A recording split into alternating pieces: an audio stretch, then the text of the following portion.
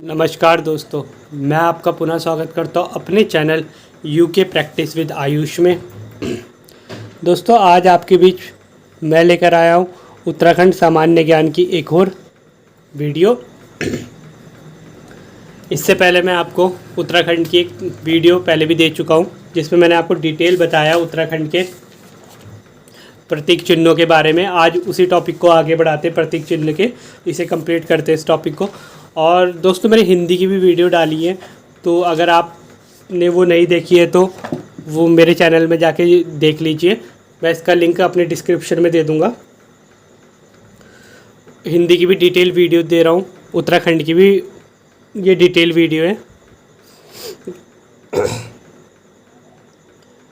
और अगर आप मेरे चैनल में पहली बार देख रहे हैं मेरे वीडियो, तो प्लीज़ चैनल को सब्सक्राइब कीजिए और लाइक कीजिए और शेयर कीजिए, और अपने उन सभी दोस्तों तक पहुंचाइए जो सरकारी नौकरी की तैयारी कर रहे हैं। चलिए स्टार्ट करते हैं। मैं आपको जो मैंने पिछली वीडियो में पढ़ाया था, मैं उसका एक रिवीजन करवा देता हूँ। मैं रिवीजन नहीं, टॉपिक बता देता हूँ जो मैं पढ़ा चुका हूँ। उसके आगे मैं जो पढ़ाऊँगा वो बताऊँगा। तो जो मैं उत्तराखंड प्रतीक चिन्हों में पढ़ा चुका हूँ,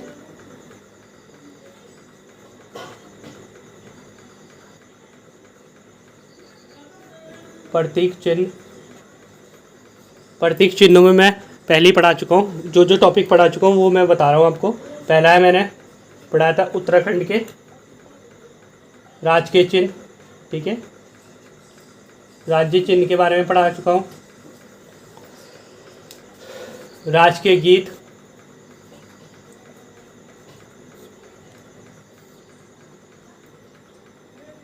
राजकीय पशु,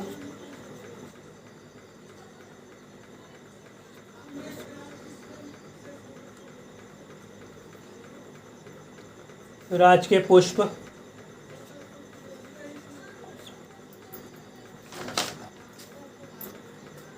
राजकीय वृक्ष।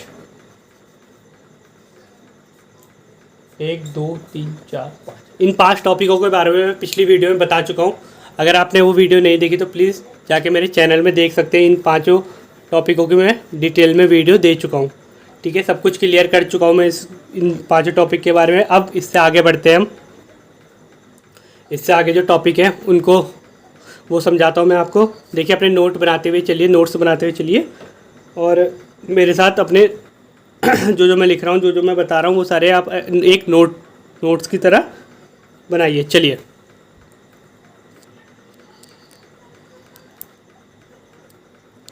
ठीक है। चलिए टॉपिक लिखिए, आगे का टॉपिक लिखिए। उत्तराखंड का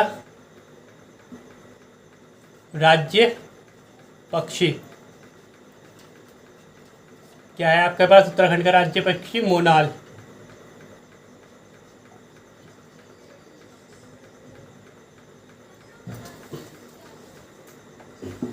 देखिए, मैं आपको मोनाल के आपके पॉइंट टू पॉइंट लिखिए। सबसे पहले मोनाल,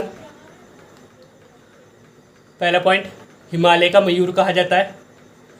हिमालय का मयूर,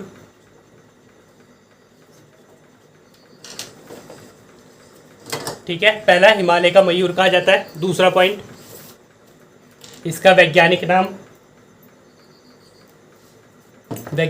है इसका लोफोफोरस,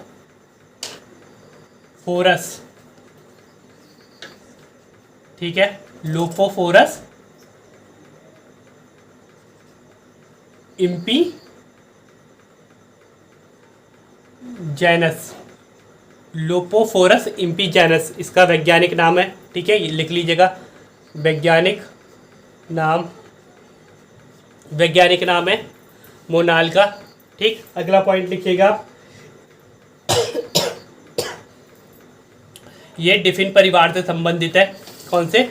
डिफिन, माफ कीजिए, डिफिनिट, डफिया परिवार से संबंधित है। मोनाल को स्थानीय भाषा में क्या क्या कहा जाता है? चौथा पॉइंट, स्थानीय भाषा में कहा जाता है जैसे मयाल, मन्याल और मुनाल स्थानीय भाषा में कहा जाता है। ठीक है,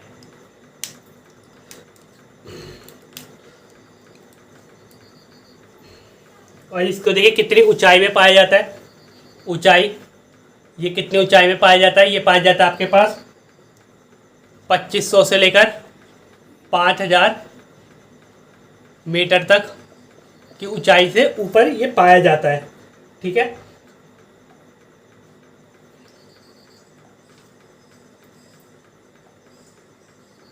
और इस एक और पॉइंट लिख लीजिए, ये ना फेजेंटा,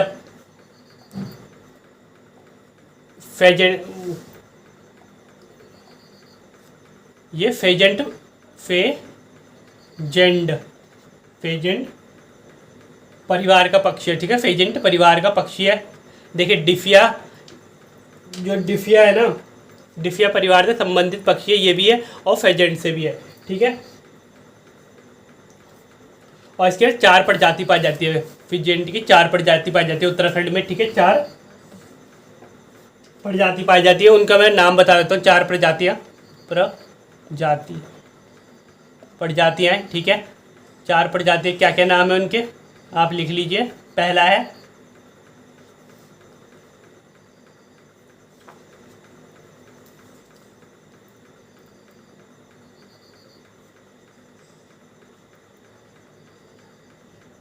इपेलेस। ठीक है, पहला है इपेलेस। दूसरी प्रजाति आपके पास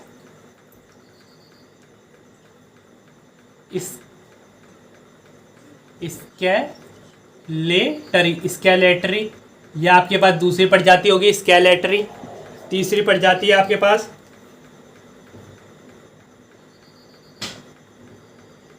ल्यूरी। तीसरी आपके पास ल्यूरी, और चौथी आपके पास, यहाँ लिख देता हूँ चौथी प्रजाति आपके पास ल्यूफो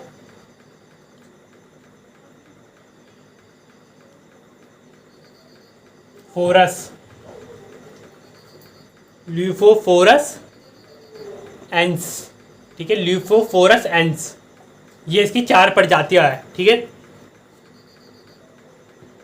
4 मुख्य प्रजातियां जो मतलब पाई जाती हैं। ठीक, इतना क्लियर हो गया आपको? चलिए इतना लिख लीजिए आप, फिर मैं इसे मिटो देता हूँ।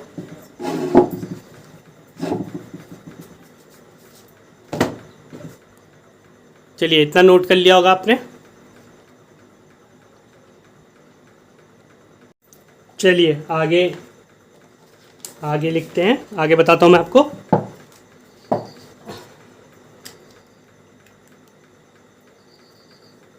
देखिए, अब ना कई कई अलग अलग राज्यों में ना इनको अलग अलग नामों से पुकारा जाता है। ठीक है, जैसे आपका कश्मीर में हो गया, कश्मीर पॉइंट लिखिए, अलग अलग नामों से पुकारा जाता है। कश्मीर में पुकारा जाता है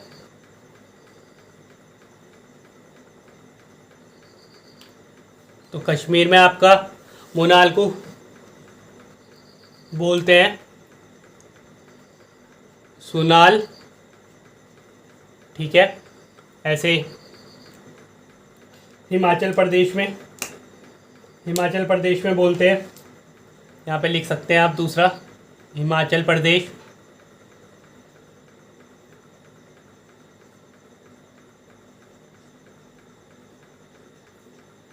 हिमाचल प्रदेश में बोलते हैं मोनाल को नीलगुरु, नीले गुरु। ठीक है, नीले गुरु बोला जाता है। और सिक्किम, ठीक है, तीसरा है आपके पास सिक्किम। सिक्किम में क्या बोलते हैं मोनाल को?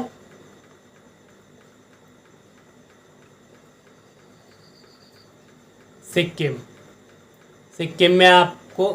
में मोनाल को चाम, देखिए चाम दोंग, चामदोंग, चामदोंग के नाम से पुकारा जाता है मोनाल को। ठीक है, इतना क्लियर हो गया। ठीक है, ये तो हो गया आपका राज्य में। ठीक है, राज्य में। अगर देश में पूछा जाए, ठीक है, ये तो हो गया आपके बेसिकली, ये तो बोला जाता है आपके राज्य में। यहाँ पे लिख देता हूँ मैं राज्य, ये बोला जाता है आपके राज्य में।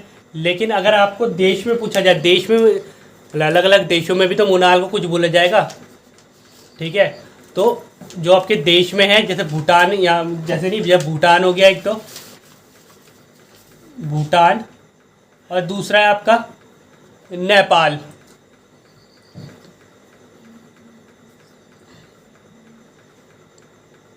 ठीक है, भूटान में और नेपाल में। भूटान में बोला जाता है आपके मोनाल को बूप, याद रखिएगा बूप, और नेपाल में बोला जाता है आपके डंगन। ठीक है, ये हो गया डंगन। ये कहाँ के हो गया? ये हो गया आपका देश का, याद रखिएगा। अगर आपसे पूछा जाए, आपसे पूछ लिया जाए किस देश में मोनाल को बूप कहा जाता है, तो आप क्या बोलेंगे? भूटान में।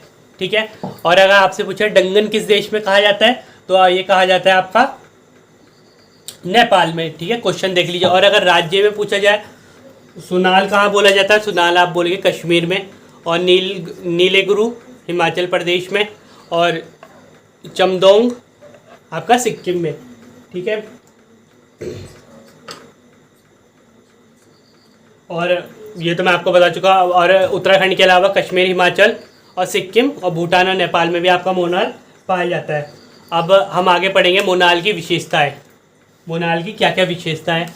ठीक है, यहाँ पे लिख देते हैं मोनाल की विशेषताएं।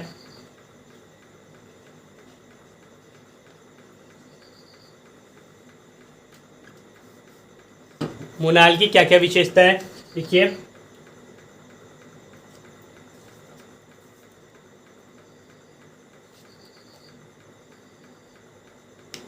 ये देखिए, अगर आपसे देखिए इम्पोर्टेंट है जो इन पे कुछ इम्पोर्टेंट पॉइंट है, विशेषताएं जो है। पहला तो ये, पहली बात तो घोंसला नहीं बनाता। ठीक है, लिख सकते हैं आप, नहीं बनाता। अब घोंसला नहीं बनाता तो अंडे कहाँ देता है? अंडे देता है चट्टानों में। चट्टान में जो छेद होते हैं ना, चट्टानों के छेद, जो चट्टानों में, चट्टानों के नहीं, चट्टानों में, भाई चट्टानों में छेद होते हैं ना जो, वहाँ ये अंडे देते हैं।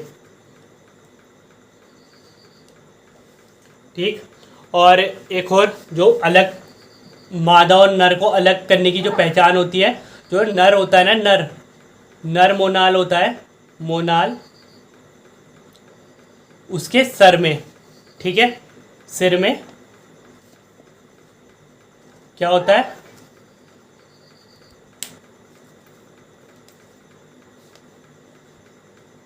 कलगी, कलगी, कलगी होता है। ठीक है, उसके सर में होता है कलगी।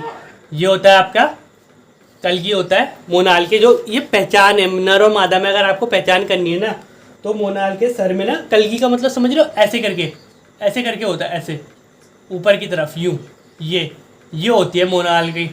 आपके देखिए फोटो ऐसा होता नहीं, मोनाल यूं, मान लीजिए मोनाल है, तो ये बनी तो नहीं है पर थोड़ा समझने के लिए, ये होता है कलगी।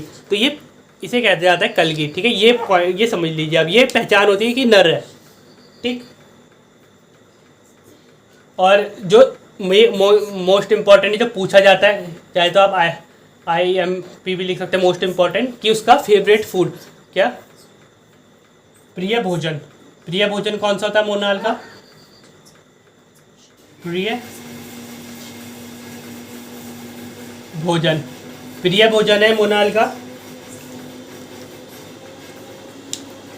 आलू। ठीक है,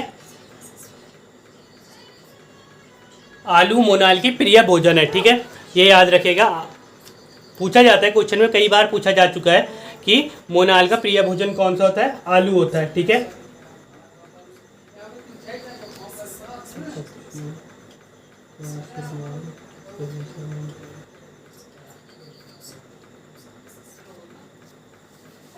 ठीक है, ये हो गया। अब देखिए, इनको जो मोनाल है इनको संरक्षित करने के लिए भी एक अधिनियम लाया गया था, और वो अधिनियम कब लाया गया था यहाँ पे लिख सकते हैं आप, संरक्षित अधिनियम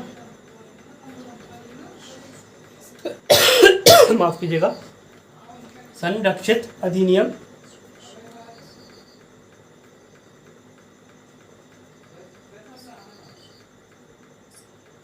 अधिनियम संरक्षित नहीं, माफ कीजिएगा, संरक्षण अधिनियम, संरक्षित नहीं है वो, देखिए संरक्षण अधिनियम लिख लीजिए आप यहाँ पे, संरक्षण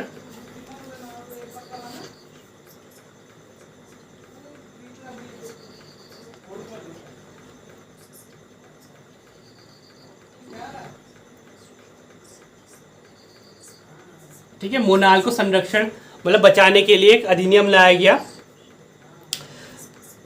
वो लाया गया, लिख लीजिए हम 1972 यह अधिनियम लाया गया मोनाल को संरक्षण करने के लिए। और देखिए 1972 में ना कस्तूरी संरक्षण, ये भी याद रखिएगा, इसी पॉइंट से याद रखिएगा 1972 से, कि कस्तूरी संरक्षण भी, जो कस्तूरी संरक्षण अधिनियम था ना, वो भी आपका 1972 में लिख देता हूँ यहाँ पे पॉइंट।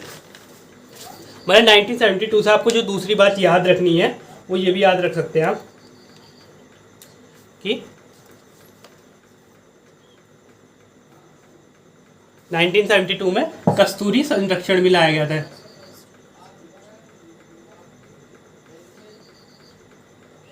कस्तूरी संरक्षण, ठीक है, संरक्षण अधिनियम भी 1972 में। और एक और पॉइंट इसी के 2 साल बाद याद रखिएगा, ये मैं पढ़ा चुका हूँ, कस्तूरी संरक्षण अधिनियम, कस्तूरी संरक्षण जो आपके संरक्षण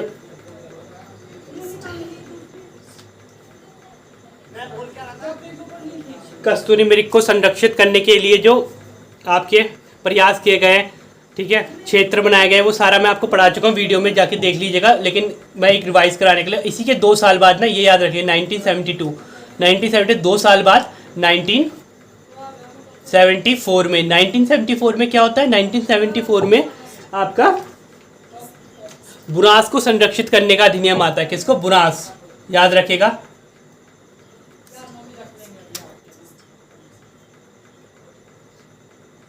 बुरांस संरक्षण, ठीक है, क्या आता है, बुरांस संरक्षण अधिनियम आता है आपका 1972, ये याद रखिएगा। ठीक, अगला, इतना क्लियर हो गया आपको, इतना आप लिख लीजिए।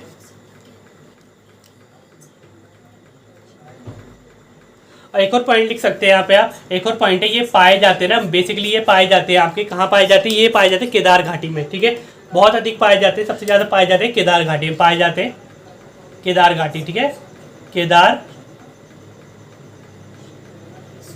केदार घाटी में पाए जाते हैं आपके मोनाल, ठीक है, सबसे ज़्यादा मात्रा केदार घाटी में पाई जाती है इनकी। ठीक, इतना लिख लीजिए आप, इतना अगर आपको क्लियर हो गया। देखिए मैं ऊपर का मिटा देता हूँ, मैं आपको एक और पॉइंट क्लियर करा दूँ, फिर ये पूरा हो जाएगा मोनाल के बारे में।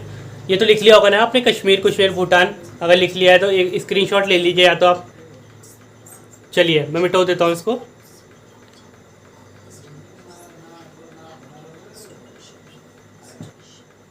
देखिए अगर आपको कुछ समझ में नहीं आ रहा है ना, तो आप एक बार वीडियो को पॉज करके दोबारा देखिए, आपको क्लियर हो जाएगी हर चीज़, ठीक है। चलिए एक और पॉइंट है, अंतिम पॉइंट है इसका,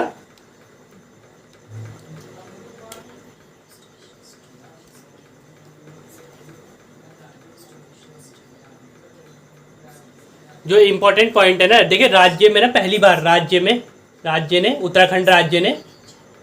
उत्तराखंड राज्य ने पहली बार 2008 में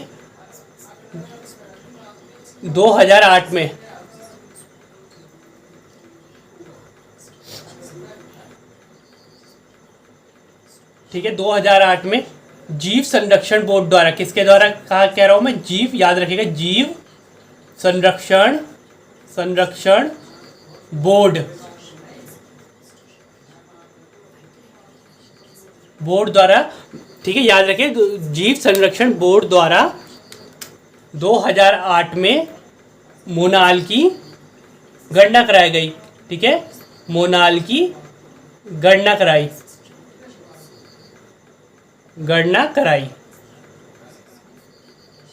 ठीक है, याद रखिएगा।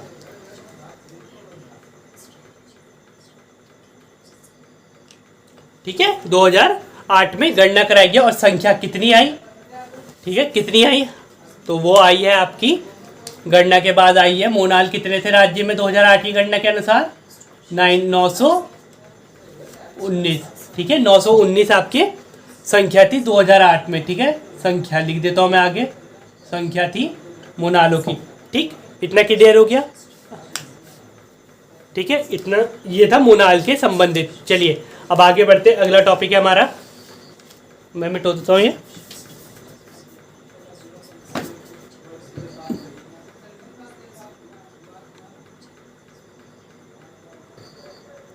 ठीक है, चलिए अब अगला पॉइंट की तरफ बढ़ते हैं। अगला पॉइंट है हमारे पास, अगला टॉपिक है राज्य तितली। ठीक है, उत्तराखंड की राज्य तितली, उत्तराखंड की राज्य तितली।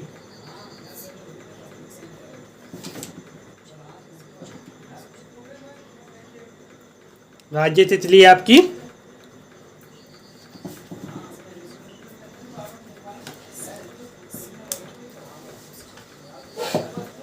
आप लिख लीजिए कॉमन पिकॉक। ठीक है, कॉमन पिकॉक।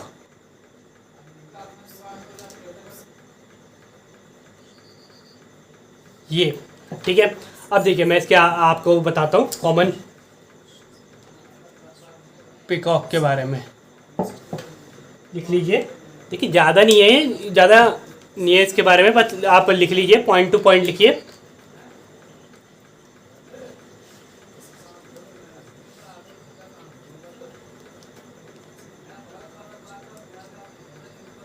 सबसे पहला पॉइंट है, इसको कॉमन पिकॉक को राज्य तितली कब घोषित किया गया? पहला पॉइंट, घोषित किया गया।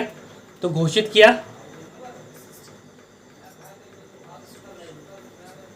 घोषित किया कब किया घोषित? ये किया आपका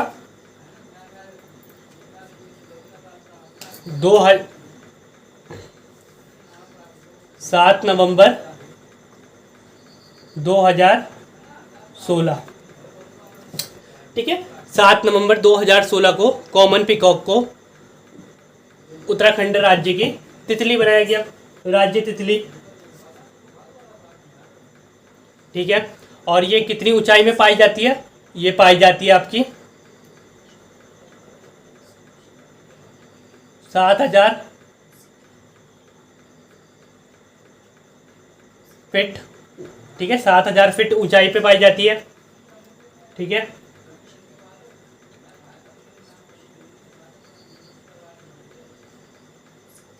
पाई जाती है। ठीक, 2 पॉइंट हो गए। तीसरा पॉइंट है इसमें, इसका सबसे वैज्ञानिक नाम, मोस्ट इंपॉर्टेंट वैज्ञानिक नाम,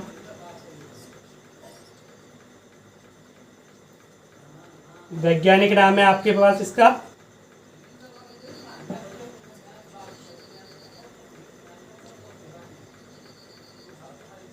पैपीलियो। पैपीलियो, बोलिए मेरे साथ, लिखिए, पैपीलियो वाइनुड। पैपीलियो वाइनुड, पैपीलियो वाइनुड इसका वैज्ञानिक नाम है आपका कॉमन पिकॉक का। ठीक, इतना क्लियर हो गया? ठीक, और एक और पॉइंट लिखिए कि 1996, कब बोला मैंने? 1996। तो 1996 में क्या हुआ? 1996 में हुआ आपका लिम्बा बुक होती है ना, एक लिम्बा बुक, लिम्बा लिखिए, लिम्बा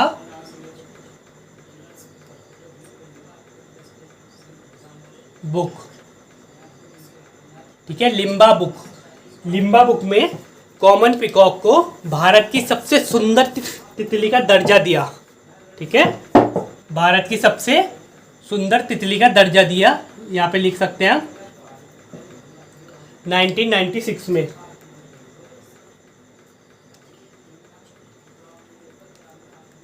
ठीक, भारत की सबसे सुंदर तितली, सबसे सुंदर तितली, तितली का दर्जा कब दिया? 1996 में। ठीक, और इसका जीवन काल कितना रहता है? जीवन काल, तो जीवन काल रहता है इसका, ज़्यादा से ज़्यादा रहता है इसका, ये रहता है आपका 30 से 35 दिन। ठीक है, 30 से 35 दिन रहता है इसका जीवन काल। और ठीक है, ये क्लियर हो गया। जो खाती क्या है, ये जो पांचवा पॉइंट था, छठा पॉइंट है ये बेसिकली खाती क्या है। और देखिए इसमें एक और पॉइंट है, जो कॉमन पिकॉक होती है ना, ये देखा होगा अगर आपने, टिमरू का एक पेड़ होता है। ठीक है, वहाँ उस पेड़ में, टिमरू के पेड़ में, टिमरू लिख सकते हैं आप, टिमरू पेड़। ठीक है, टिमरू पेड़ में कॉमन पिकॉक अपने अंडे देती है, एक तो अंडे, और उसकी पत्तियां भी खाती है, और खाती भी है पत्ती। ठीक है, उसकी पत्ती भी खाती है और साथ में अंडे भी उसी पेड़ में देती है। ठीक, इतना क्लियर हो गया। और सातवां पॉइंट है आपके पास, मोस्ट इंपॉर्टेंट है सातवां पॉइंट, तो 2016 जब कॉमन पिकॉक को हमारी राष्ट्रीय कह रहा हूँ, राज्य तितली घोषित किया, उसी साल में 2016 में लच्छीवाला अगर आपको पता है, लच्छीवाला आपका देहरादून, लच्छीवाला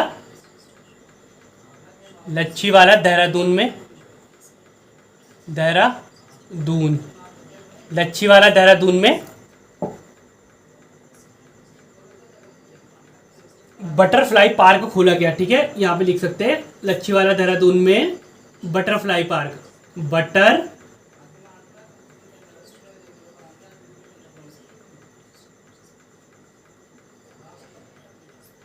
बटरफ्लाई पार्क खोला गया आपका 2016 में राज्य तितली के लिए, लच्छीवाला देहरादून में। ठीक, इतना क्लियर हो गया आपका, नोट कर लीजिए। ये हो गया आपके पूरा कॉमन पिकॉक के बारे में। क्या क्या बताया मैंने कॉमन पिकॉक के बारे में?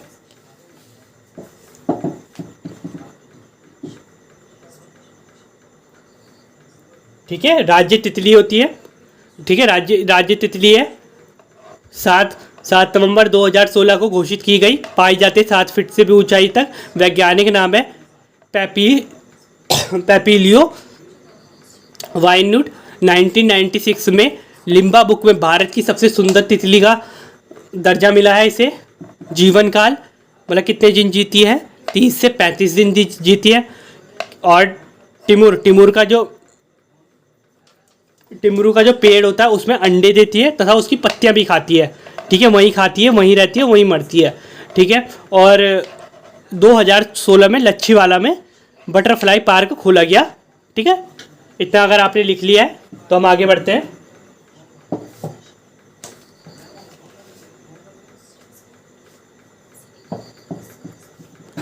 चलिए आगे बढ़ते हैं अगला टॉपिक के लिए। चलिए अगले टॉपिक की तरफ बढ़ते हैं। अगला टॉपिक है आपके पास उत्तराखंड का वाद्य यंत्र। ठीक है, उत्तराखंड का वाद्य यंत्र लिख लीजिए आप। उत्तराखंड का वाद्य यंत्र। तो उत्तराखंड का वाद्य यंत्र क्या है? तो वाद्य यंत्र है आपके पास ढोल।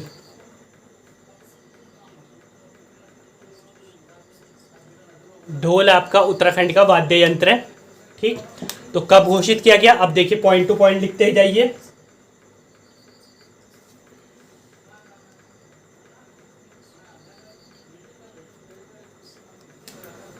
घोषित किया गया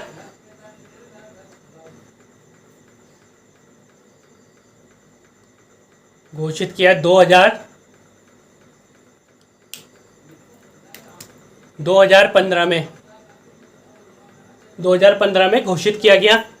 और एक और पॉइंट, किस कमेटी द्वारा घोषित किया गया? यह है भंडारी कमेटी द्वारा।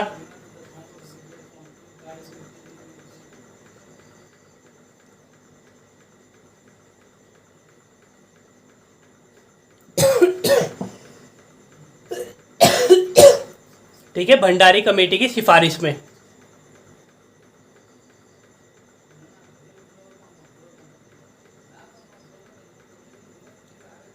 ठीक है, भंडारी कमेटी की सिफारिश में। और अगर पूछा जाए मुख्यमंत्री कौन थे? मुख्यमंत्री थे आपके उस समय हरीश रावत।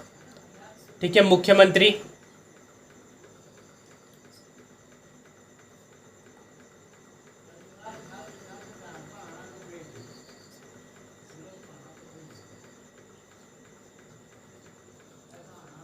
हरीश रावत था। मुख्यमंत्री, माफ कीजिएगा, था नहीं, हरीश रावत थे उस समय मुख्यमंत्री। ठीक है, मुख्यमंत्री थे उस समय। ठीक है,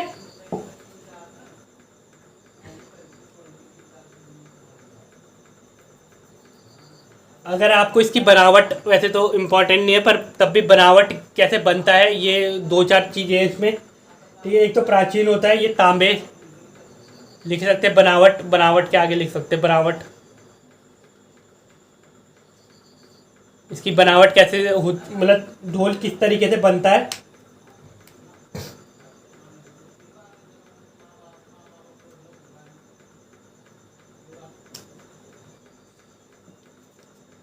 ठीक है, इसमें ना तांबे, इसमें तांबे पीतल तांबे पीतल व चांदी धातु पर ना बकरे की खाल चढ़ाई जाती है। ठीक है, किसकी? याद रखिए, बकरे की खाल। बकरे की खाल लगाकर बनाया जाता है। ठीक है, लगाकर बनाया जाता है। याद रखिएगा, बहुत इंपॉर्टेंट है। ठीक है, बनावट है इसकी। अगर आपसे पूछ लिया जाए वाद्य यंत्र कैसे बनाया जाता है, तांबे पीतल चांदी और बकरे की खाल से बनाया जाता है। ठीक है, ठीक। और इसे और जो हमारा वाद्य यंत्र होता है ना, इसे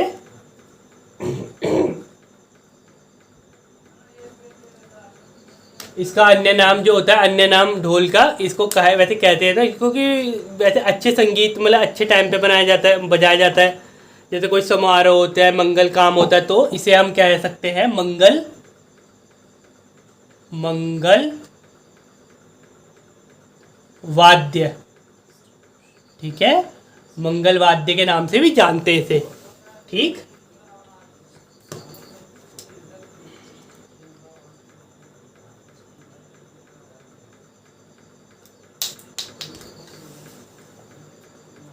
और इसमें ना कई प्रकार की ताले बजाई जाती हैं। ठीक है, ये याद रख लीजिएगा, ताले बजाई जाती हैं।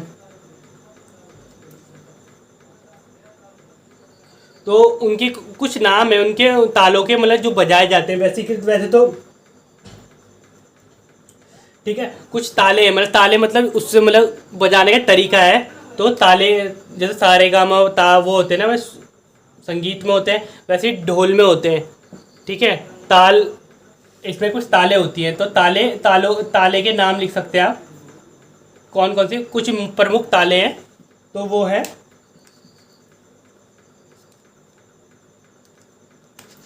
लिखिए नौबत, नौबत, नौबत या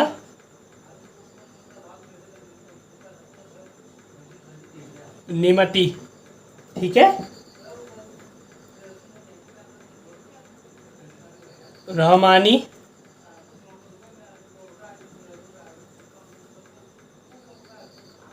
बढ़ै।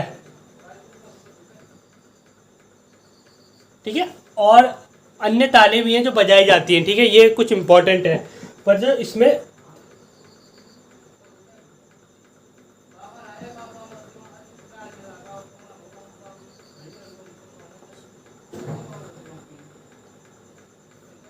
जो आपके पास इंपॉर्टेंट है ना, वो है आपकी नौबत। नौबत, जो नौबत ताल होती है ना, तो ये नौबत ताल ना आपकी ना प्रातः काल में, मतलब सुबह के टाइम औजी जनजाति बजाती है। औजी, औजी जनजाति क्या बजाता है, याद रखिएगा।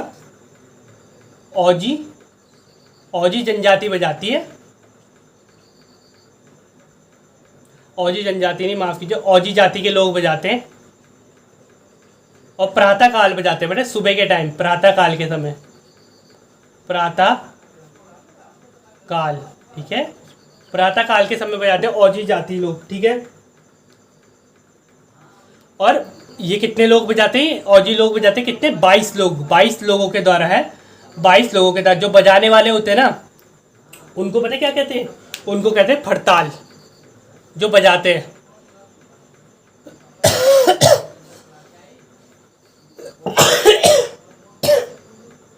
माफ कीजिएगा, जो फड़ताल बजा, मतलब जो लोग बजाते हैं ना, 22 लोग, उनको फड़ताल कहा जाता है औजी जनजाति में। ठीक है, ठीक है, इतना क्लियर हो गया।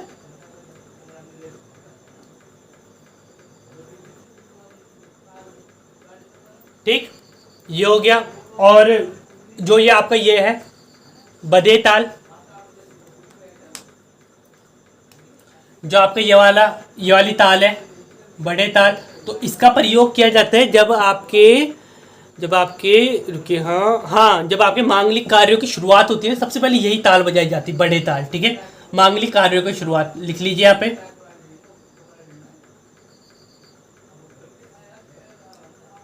मांगलिक कार्य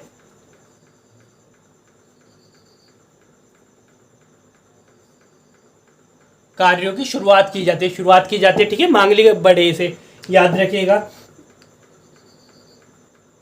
अगर आपसे पूछा जाए कि ढोल का जो ढोल वाद्य यंत्र है, इसका उल्लेख कहाँ मिलता है, मतलब कहाँ मिला है पहले, तो आपको लिखना है उल्लेख जो मिला है, ये मिला है आपका आईनी अकबरी। याद है आपको, पता होगा, आईने अकबरी, अकबर की है।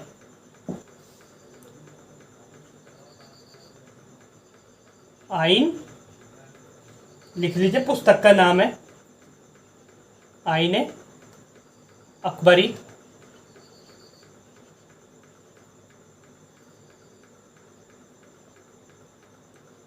आईने अकबरी पुस्तक में सबसे पहले ना ढोल वाद्य यंत्र का उल्लेख मिलता है। ठीक, और सबसे इंपॉर्टेंट पॉइंट है इसमें इसके ज्ञाता। ठीक है, ज्ञाता, ढोल बजाने के मतलब उसके ज्ञाता कौन है। ठीक है, जिन्हें हम ढोल सागर के ज्ञाता भी कहते हैं, ढोल सागर के ज्ञाता। तो कौन है, आप सबको पता होगा, उत्तम दास जी। ठीक है, याद रखिएगा, उत्तम दास, उत्तम दास। ठीक, इतना आपने नोट कर लीजिए, इतना लिख लीजिए आप। ठीक है, चलिए, इतना नोट कर लिया होगा आपने, आगे बढ़ते हैं।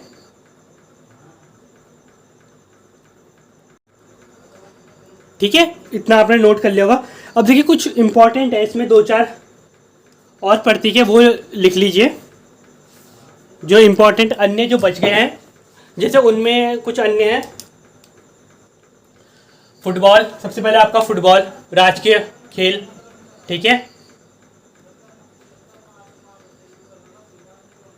खेल, राज्य खेल, राज्य खेल क्या है आपका, याद रखिएगा, राज्य खेल है आपका फुटबॉल।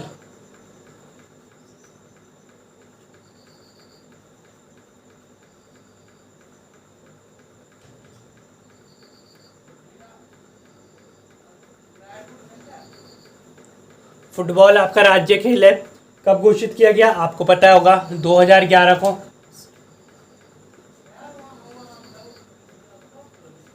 2011 में घोषित किया गया, ठीक, इतना क्लियर।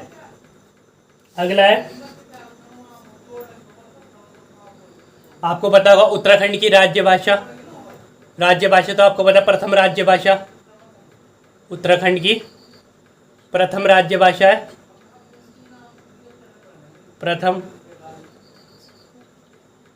राज्य भाषा है। पहली तो है आपकी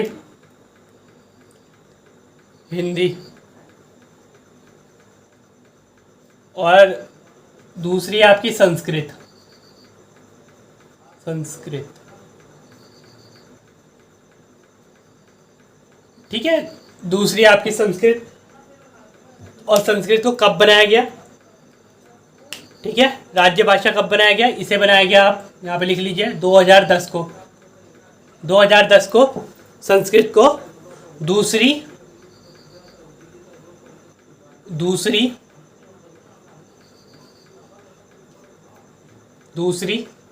राज्य भाषा बनाया गया, ठीक।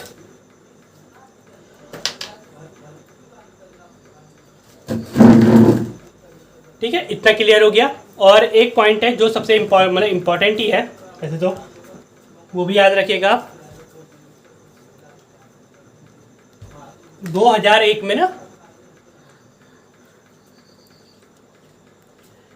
मैं बताता हूं अभी, 2001 में